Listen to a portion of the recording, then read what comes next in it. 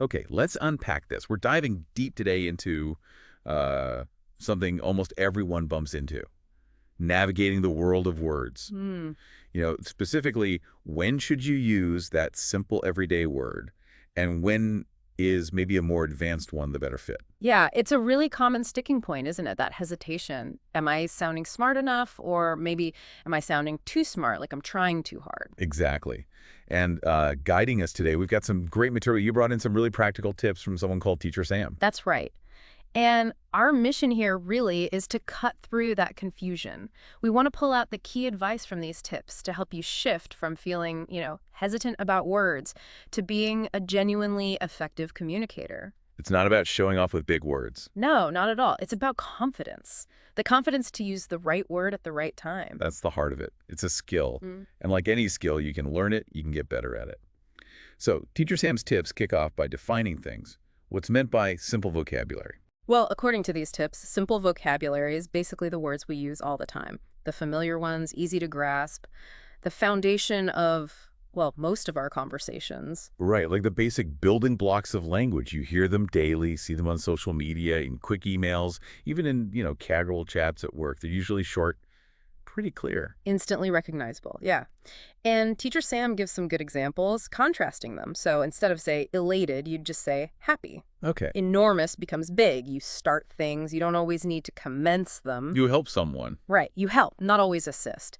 And a problem is often just a problem, not necessarily a complication. I like the analogy used in the tips. Simple words are like open doors, easy to walk through. It paints a good picture, doesn't it? Makes them feel accessible. Totally. And the main benefit highlighted, they connect you with more people, less chance of misunderstanding, and you just sound more natural, more approachable. Exactly. So then you flip the coin and you've got advanced vocabulary. These are the words that, well, they don't pop up quite as much in everyday chat. The ones that might make someone pause for a second, or they just feel a bit more formal. Yeah, precisely. Often longer, maybe more specific, definitely can be more formal. Teacher Sam gives us the other side of those examples we just mentioned. Elated, colossal, initiate, facilitate, dilemma. Okay. Words you're maybe more likely to find in academic writing or specific professional fields, formal reports, that sort of thing. They let you be more precise, maybe. Capture a really specific shade of meaning. But Teacher Sam adds a note of caution here, right? There's a downside. Oh yes, a big one. Well, using these words well can signal that you know your stuff, that you're professional. The tips warn that going overboard or using them in the wrong place. Yeah. Well, it can backfire. How so? It can make you sound distant or confusing, or like you're trying too hard to impress, which can actually undermine you. Right. And that leads us straight into the core issue. Teacher Sam tackles this simple versus advanced tension. There's this common idea, isn't there, that using fancy words automatically equals smarter and gets you more respect. And Teacher Sam really pushes back on that. The argument is, if your goal is actually communicating effectively, just throwing in complex words without thinking can, frankly, blow up in your face. It's not about dazzling people with words they might not even know. No, it's about getting your message across clearly, powerfully. So the main takeaway isn't simple good, advanced bad, or vice versa. It's that the best communicators have both in their toolkit and know when to use each one. Exactly. It's about the right word, not necessarily the biggest word. Okay, so how do you choose? Teacher Sam offers three golden rules. A practical framework. Yeah, these are really helpful. Rule number 1 is foundational. Know your audience. Why start there? Because who you're talking to or writing for changes everything. Teacher Sam really stresses this. Think about it explaining something complex to a close friend versus writing a formal academic paper. Totally different language. Completely. Or teaching beginners versus talking shop with colleagues who are already experts.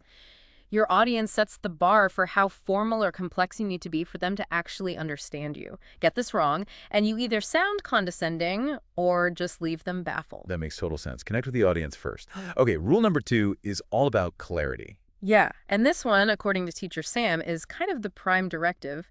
Clarity beats complexity every time. The main goal is just be understood. Simple as that. Pretty much. If a simpler word does the job accurately and efficiently, use it. Reaching for a fancier word that your audience might stumble over, that just introduces a potential barrier, makes them work harder, and maybe they just tune out. Clarity, got it. The ultimate test.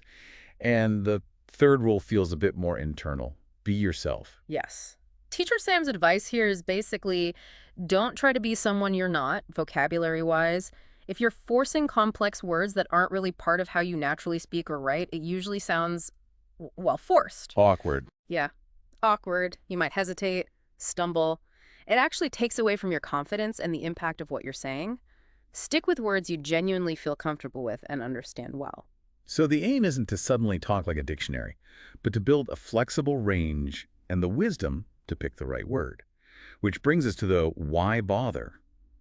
Why is mastering both simple and advanced words so valuable? Teacher Sam makes a really strong case that real communication power comes from having command over both. Each type has its strengths, and knowing when and how to use them unlocks some pretty significant real-world advantages. Let's break those down. First one mentioned is a big confidence boost. When you know you can express yourself clearly and appropriately, no matter the situation, job interview, casual chat, big presentation, it just removes a massive layer of anxiety, doesn't it? You feel prepared. Yeah, absolutely. Which leads directly into the next benefit, better communication overall. Makes sense. If you can phrase your thoughts precisely, adapt your language for your listener, you cut down on confusion, you build stronger relationships, your ideas actually land the way you intend them to. And that's obviously huge for professional growth. Oh, definitely. In any workplace, communication is key. Getting good with your vocabulary helps you write clearer emails, deliver presentations that stick, contribute more effectively in meetings. It makes you look and be more competent and capable. And for anyone studying, academic success is a clear plus. For sure. Essays, exams, discussions, often you need that more advanced formal vocabulary to express complex ideas properly and show you really grasp the subject matter. Okay, and the last one listed is maybe the most profound, emotional impact. Right. Words connect us. Knowing how to choose the right word, whether it's a simple, heartfelt one or something more specific and nuanced, lets you comfort, inspire, persuade, build trust much more effectively. It's like having a bigger emotional toolkit. So the benefits are pretty compelling. But, okay, the practical side. How do you actually get there? How do you build that command over both? Teacher Sam offers these genius suggestions. Yeah, and they're called genius, but they're actually quite down-to-earth and doable. First one, read both fiction and nonfiction. Okay, why the mix? How does that help with both simple and advanced? Well, fiction tends to immerse you in more natural conversational language, the kind of simpler words people actually speak, builds your feel for everyday interaction. Right. Nonfiction, though, especially things like academic journals, technical reports, deep dives into specific subjects, that's where you find a lot of the advanced, precise vocabulary. So reading both strengthens both muscles, if that makes sense. It does. Diversify your reading. Got it. What's next on the list? The shadowing technique. This is really good for spoken fluency and vocabulary. Basically, you listen to speakers, you admire podcasts, TED Talks, whatever. You pause after they say a phrase or sentence and you repeat it out loud.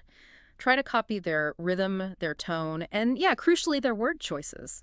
It helps embed those words and how they're used. Like practicing the performance aspect of language. What about something more traditional? Keep a word journal. Teacher Sam suggests something manageable. Maybe pick just 3 simple words and 3 advanced words each day. Just 6 words. Yeah, keeps it from being overwhelming. Write them down, maybe use each in a sentence you create, and then just glance back over your list weekly. It's that consistent, focused effort that builds your active vocabulary over time. Small steps, big impact. Okay, this next one sounds interesting. Practice switching words. This is a great little exercise. It helps you really feel the difference between synonyms.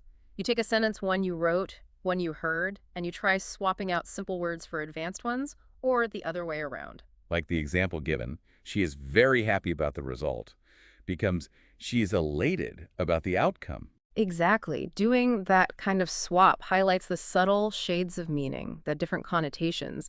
It expands your options mentally. Shows you the nuances. Are there tech tools recommended? Yep, absolutely. Use vocabulary apps, things like Anki, Quizlet, vocabulary.com. They gamify it a bit. Flashcards, quizzes, tracking your progress. It can make the regular practice feel less like a chore and more engaging.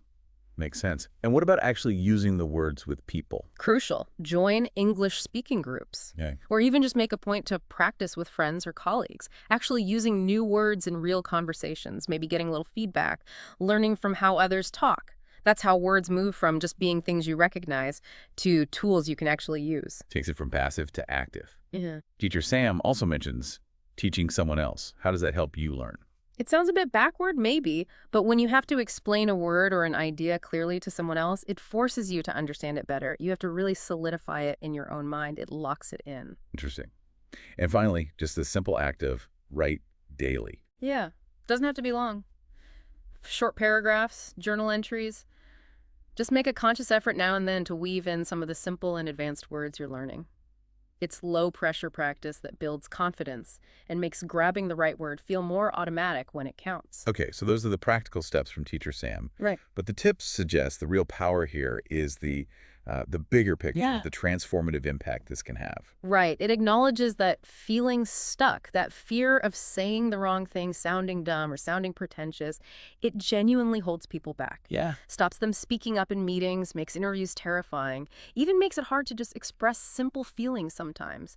That hesitation really limits potential. But if you embrace this approach, practice these techniques, the picture Teacher Sam paints is, well, that's pretty inspiring. Totally. Imagine just speaking and writing confidently, whatever the situation. Not being scared of complex words anymore, but also not feeling trapped using only basic ones. Connecting with anyone because you can adjust your language. Exactly. Landing that job because you articulated your skills clearly. Leading a team more effectively because your words resonate. Inspiring people. It really frames this not just as learning more words, but as unlocking your voice, building better relationships, gaining a kind of fundamental power, the power of clear, intentional communication.